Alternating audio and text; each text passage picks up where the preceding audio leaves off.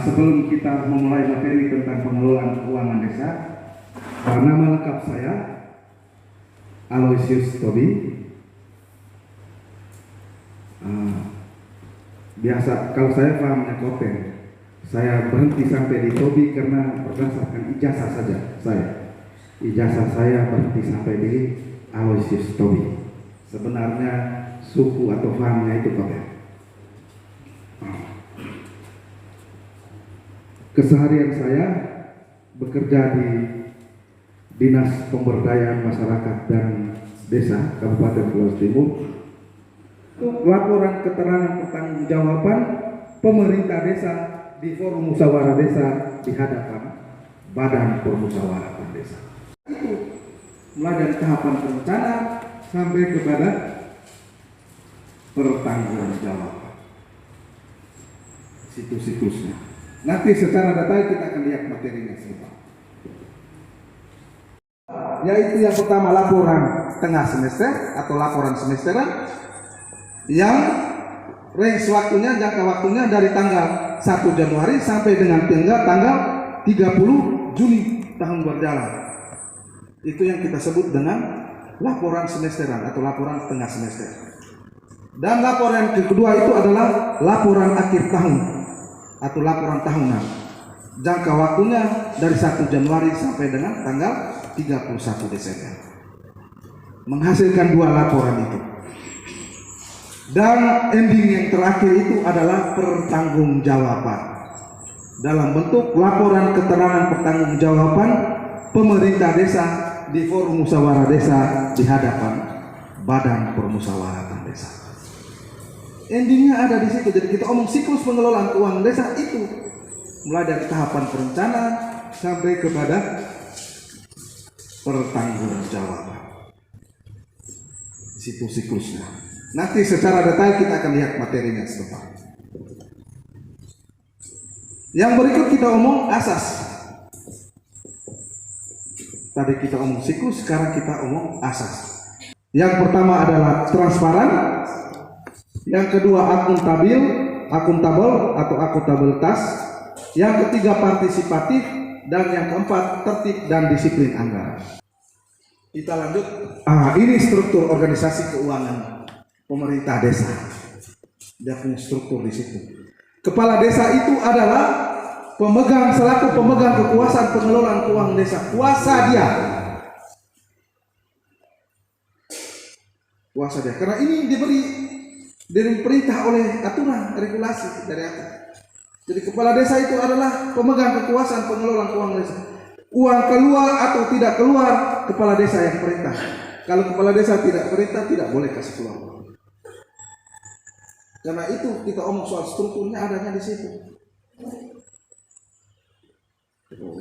Nanti sebentar di produk hukum desa sebentar ada materi, itu nanti Pak Kabir juga akan menjelaskan soal tupoksi DPD juga. Pembentukan tim penyusun. Kepala desa selaku pembina. Ini strukturnya. Nanti dibentuk. Semua itu nanti dituangkan dengan keputusan kepala desa terkait dengan pembentukan tim penyusun. Kepala desa selaku pembina, sekretaris desa selaku ketua. Sekretaris desa selaku ketua. Ketua Lembaga Pemberdayaan Masyarakat (LPM). Di sini ada LPM atau tidak Pak Kades? Ada ya? Tidak ada. Belum ada ya? Jadi nanti dibentuk juga kalau itu dipikirkan. Kalau tidak maka ambil salah satu lembaga di sini. Berdasarkan hasil musyawarah di desa ini duduk sebagai sekretaris.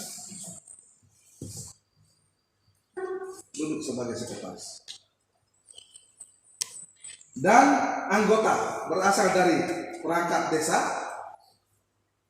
Kita sarankan perangkat desa ini berangkatnya dari kepala dusun itu, karena dia tahu kondisi di dusunnya itu masing-masing, sehingga pada saat proses penyusunan sebentar tidak mengalami kendala.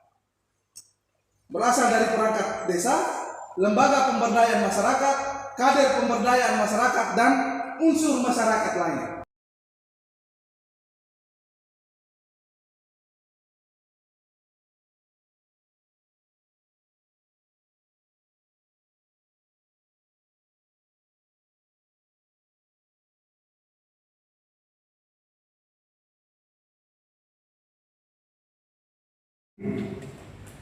Sebelum kita memulai materi tentang pengelolaan keuangan desa, nama lengkap saya Aloysius Tobi. Biasa kalau saya pahamnya Kopen, saya berhenti sampai di Tobi karena berdasarkan ijazah saja ijazah saya berhenti sampai di Aloysius Tobi. Sebenarnya suku atau fahamnya itu Kopen. Keseharian saya bekerja di Dinas Pemberdayaan Masyarakat dan Desa Kabupaten Flores Timur. Laporan keterangan pertanggungjawaban pemerintah desa di forum musyawarah desa di hadapan Badan Permusyawaratan Desa. Itu mulai dari tahapan perencanaan sampai kepada pertanggungjawaban. Situs-situsnya. Nanti secara detail kita akan lihat materinya semua.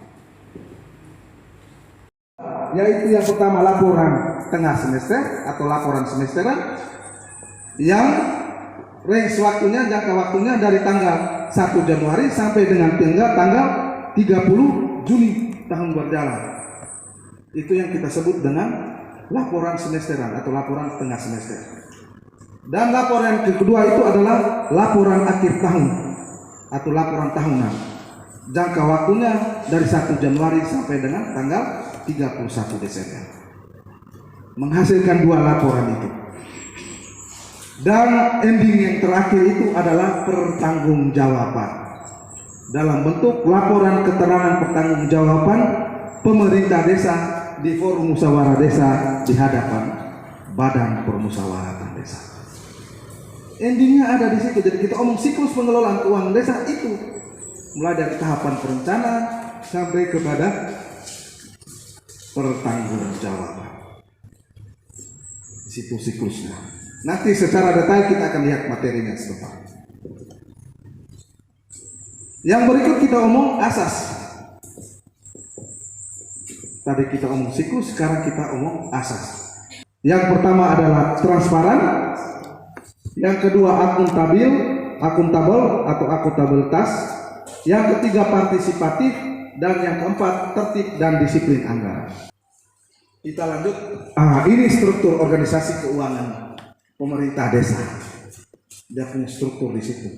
Kepala desa itu adalah selaku pemegang kekuasaan pengelolaan keuangan desa. Kuasa dia.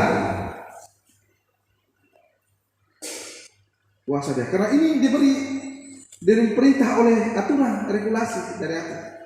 Jadi kepala desa itu adalah pemegang kekuasaan pengelolaan keuangan desa. Uang keluar atau tidak keluar, kepala desa yang perintah. Kalau kepala desa tidak perintah, tidak boleh kasih keluar. Karena itu kita omong soal strukturnya adanya di situ. Nanti sebentar di produk hukum desa sebentar ada materi, itu nanti Pak Kabit juga akan menjelaskan soal tupoksi DPD juga. Pembentukan tim penyusun. Kepala desa selaku pembina. Ini strukturnya. Nanti dibentuk. Semua itu nanti dituangkan dengan keputusan kepala desa terkait dengan pembentukan tim penyusun. Kepala desa selaku pembina, sekretaris desa selaku ketua. Sekretaris desa selaku ketua. Ketua Lembaga Pemberdayaan Masyarakat (LPM). Di sini ada LPM atau tidak, Pak Kades? Ada ya? Tidak ada. Belum ada ya? Jadi nanti dibentuk juga kalau perlu dipikirkan. Kalau tidak maka ambil salah satu lembaga di sini. Berdasarkan hasil musyawarah di desa ini, duduk sebagai sekretaris.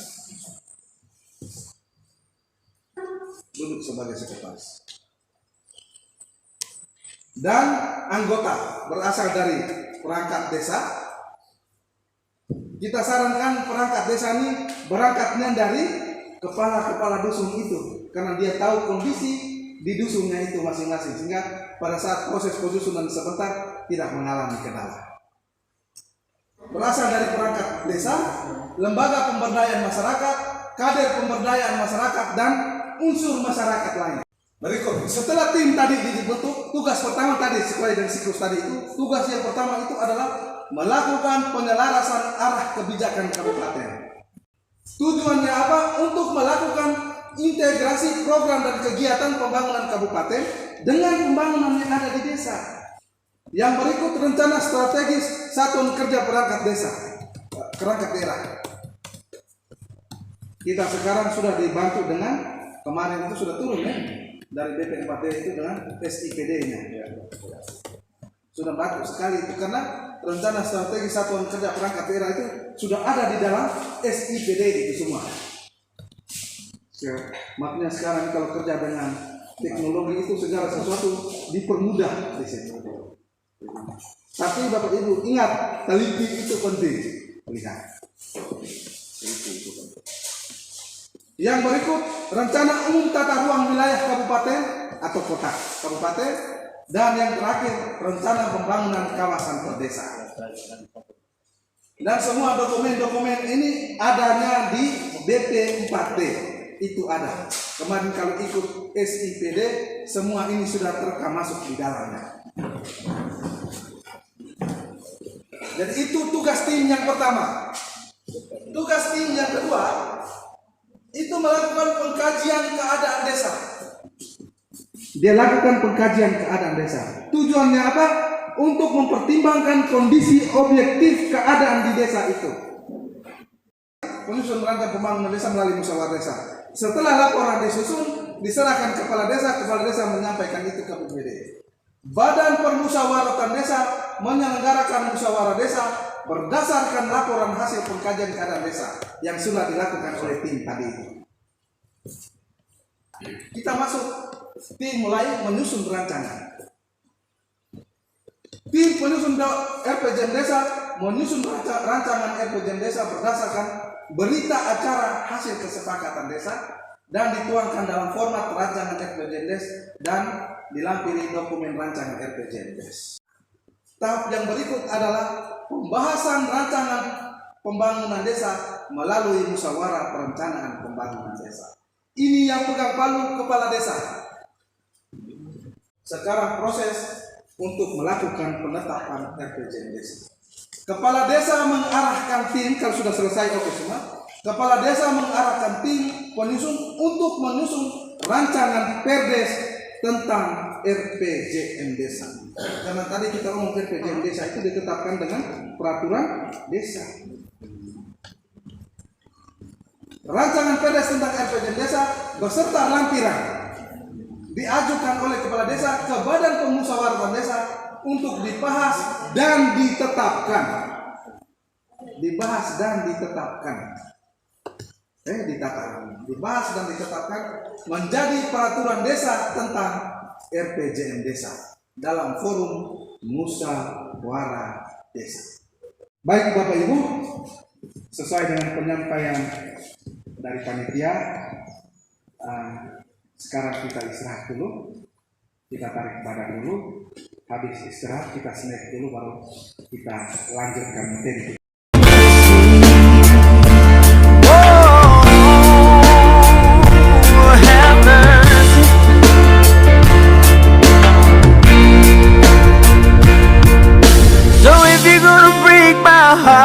Just break it.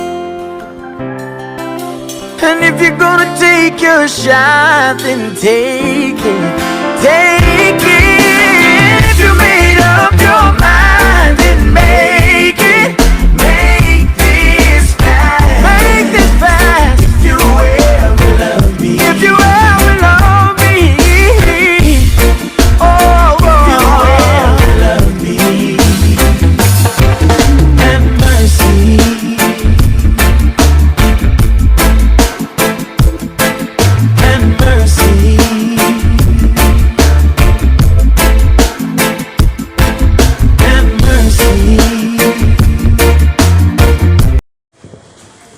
Setelah kita selesai, Pak Kadit, saya lanjut terus dengan materi kita pertama tadi terkait dengan pengelolaan keuangan desa.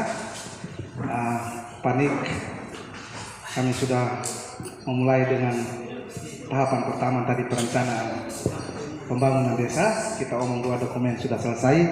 Sekarang kita masuk di tahapan atau siklus yang kedua, itu tentang penganggaran.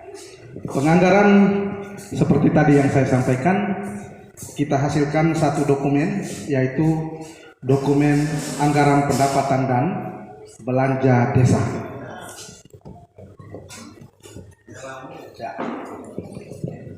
Untuk APBDes, kita ketahui proses penyusunan dokumen APBDes ini dilaksanakan oleh pemerintah desa.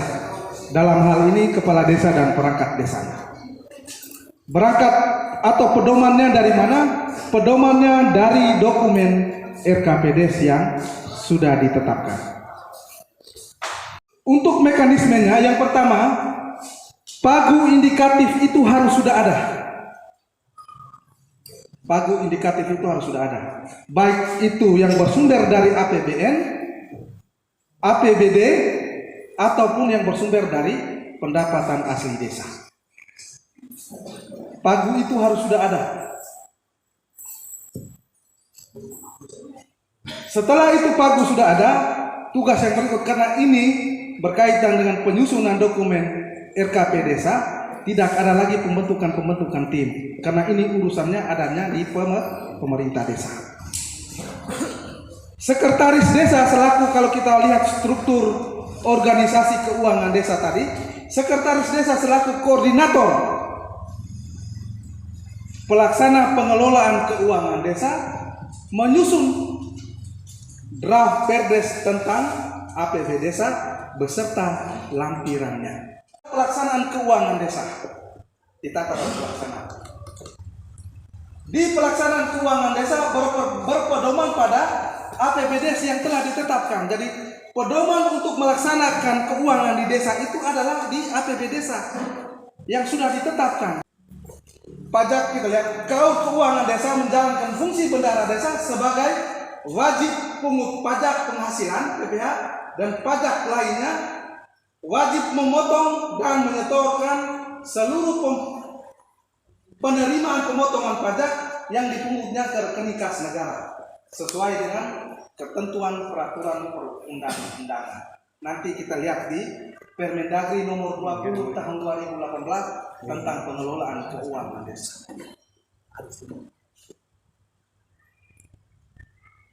Keuangan desa menjalankan fungsi bendahara desa, mencatat pemotongan dan penyetoran pajak ke buku kas umum. Aspek pajak belanja desa. Ada tunjangan BPD, ada honorarium. Ya. Untuk PPH pasal 21.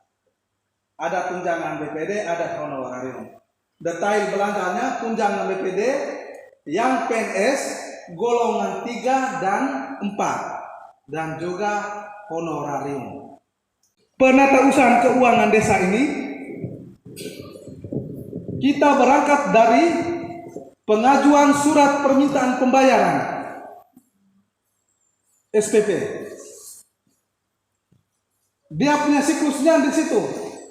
Pelaksana kegiatan yang berdasarkan struktur organisasi keuangan desa tadi itu, pelaksana kegiatan itu dari kepala seksi yang bersangkutan itu, yang membidang itu, dia mengajukan SPP. Pengajuan SPP ini berdasarkan kebutuhan yang ada di dalam APBDes itu, ada di dalam DPA. Nanti di APBDes itu setelah dibuat, wajib dibuat juga dengan DPA-nya, dokumen pelaksanaan anggarannya. Mencatat penerimaan dan pengeluaran belanja dilakukan oleh keuangan yang menjalankan fungsi kebendaharaan. Jadi bendahara silakan melakukan pencatatan berkaitan dengan penerimaan dan pengeluaran. Ini dokumen penatausahaan. Jadi setiap akhir bulan, minimal di tanggal 10 bulan berikutnya itu, keuangan wajib menyampaikan ini, dokumen ini, buku kas umum, buku pembantu kas tunai, buku pembantu bank, buku kas pembantu pajak, dan buku kas pembantu kegiatan. Siklus yang berikut yaitu pelaporan keuangan desa. Pelaporan sesuai dengan siklus tadi itu saya sampaikan ada 2 laporan di situ. Yang pertama itu adalah laporan realisasi tengah semester dan laporan realisasi akhir tahun. Ya, yang terakhir, tahapan yang terakhir itu adalah pertanggungjawaban realisasi pelaksanaan APBD. Dalam ini dalam pengelolaan keuangan desa. Untuk pertanggungjawaban disampaikan kepala desa kepada BPD untuk dibahas dan disepakati dalam bentuk peraturan desa, sehingga ada LKPJ tadi itu. Cuma itu saja yang dapat kami sampaikan terkait dengan materi saya tentang pengelolaan keuangan desa. Kurang dan lebihnya saya mohon maaf dan terima kasih. Saya kembali. Saya hanya ingin menyampaikan beberapa hal dalam kaitan dengan produk hukum desa, lalu kemudian kita masuk pada penguatannya di materi soal pelaksanaan tugas pokok dan fungsi perangkat desa dan terlebih badan permusyawaratan desa. Saya dalam pelaksanaan tugas pokok dan fungsi saya sebagai pendamping dan pengawas, yang saya temukan itu adalah urusan soal pemahaman dan pelaksanaan tupoksi perangkat desa dan terlebih pada kapasitas pengawasan kita di tingkat badan permusyawaratan desa yang perlu didongkrak. Sentakannya ada di 2 poin itu. Tapi untuk menjawab kebutuhan Pak Kades, saya mulai dulu dengan pembentukan produk hukum desa. Nah, Bapak Ibu sekalian, produk hukum desa ini ada yang berbentuk peraturan desa, ada yang berbentuk peraturan kepala desa, dan juga ada yang berbentuk keputusan kepala desa. Berarti di tingkat desa itu ada 2 produk hukum yang memiliki sifat berbeda. Kalau peraturan itu sifatnya mengatur, karena sifatnya berbeda, tentu bentuknya juga berbeda. Kalau kita baca di peraturan itu, dia mengatur segala sesuatu dalam bentuk pasal demi pasal.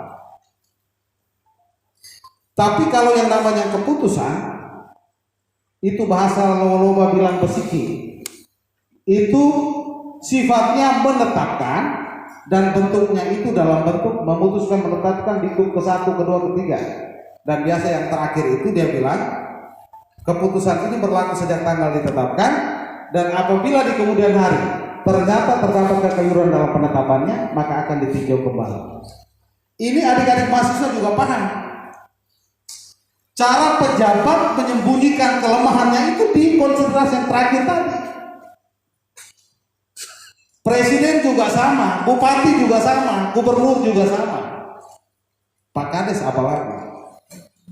Diktum terakhir itu adalah cara untuk menyembunyikan kelemahan pejabat, sekaligus sebagai antisipasi untuk di kemudian hari kalau dia salah, dia bilang ya kan di diktum terakhir kan saya sudah bilang, apabila di kemudian hari terdapat kekeliruan, kan saya bisa kepala desa tentang penjabat. Pak Kades ya, ini yang paling penting.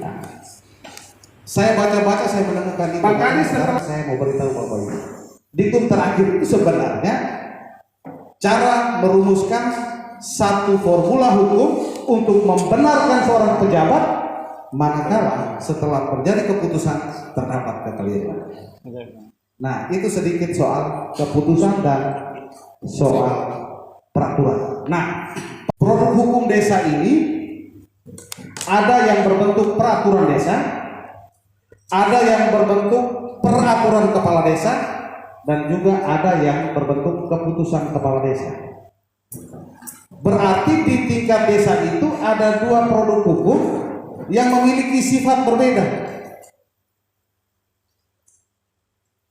Kalau peraturan itu sifatnya mengatur, karena sifatnya berbeda, tentu bentuknya juga berbeda. Kalau kita baca di peraturan itu, dia mengatur segala sesuatu dalam bentuk pasal demi pasal. Tapi kalau yang namanya keputusan, itu bahasa loba bilang besiki, itu sifatnya menetapkan dan bentuknya itu dalam bentuk memutuskan, menetapkan di ke-1, ke-2, ke-3. Dan biasa yang terakhir itu dia bilang keputusan ini berlaku sejak tanggal ditetapkan, Dan apabila di kemudian hari ternyata terdapat kekeliruan dalam penetapannya, maka akan ditinjau kembali. Ini adik-adik mahasiswa juga paham. Cara pejabat menyembunyikan kelemahannya itu di konsentrasi yang terakhir tadi. Presiden juga sama, bupati juga sama, gubernur juga sama. Pak Kades apalagi. Diktum terakhir itu adalah cara untuk menyembunyikan kelemahan pejabat, sekaligus sebagai antisipasi untuk di kemudian hari kalau dia salah, dia bilang ya kan di diktum terakhir kan saya sudah bilang, apabila di kemudian hari terdapat kekeliruan kan saya bisa rubah. Begitu Pak Kades ya, itu.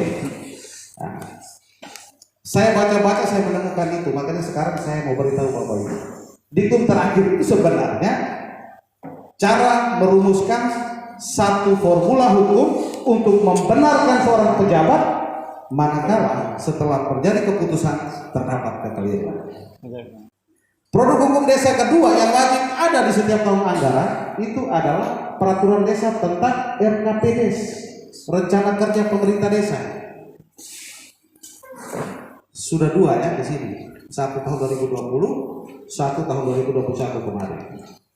Produk yang ketiga itu Perdes tentang APBDes, anggaran pendapatan dan belanja desa. Dan produk yang keempat itu peraturan kepala desa tentang penjabaran anggaran pendapatan belanja desa, ya kan? Nah, itu. Nah, produk-produk yang saya sebutkan tadi, saya ingin berhadapan dengan BPD dulu. Ini yang paling penting. Karena nanti kita akan memasuki bulan November dan Desember, September, kita start mulai September nanti, itu kita sudah mulai memasuki perencanaan pembangunan 2022. Di tahun 2022 nanti, itu kita start dalam konteks perencanaan dengan musyawarah desa. Musyawarah desa itu forumnya BPD. Pak Ketua BPD pegang palu itu. Ya? Nah, Pak Kades datang sebagai narasumber ketika itu. Ini coba direview kembali kemarin. Apakah kondisinya terjadi seperti itu atau tidak? Pak Kades datang sebagai narasumber. Palu itu dipegang oleh Pak Ketua BPD. Nah, kembali ke sejumlah produk yang saya sebutkan tadi. BPD mesti memastikan bahwa dalam hal penyampaian materi sebagai narasumber, konsep-konsep perencanaan pembangunan di 2022 nanti, itu dia harus berangkat dari RPJMD. BPD mesti punya waktu untuk mendiskusikan RPJMD-nya Pak Kades. Melihat dengan rujukan pada 2 tahun APBDes, visi misi dia dalam RPJMD ini sudah berapa persen terlaksana? Bisa ya? Jadi untuk sementara demikian materi saya, kurang lebihnya saya mohon maaf. Kita makan dulu baru kita diskusi. Terima kasih, selamat siang.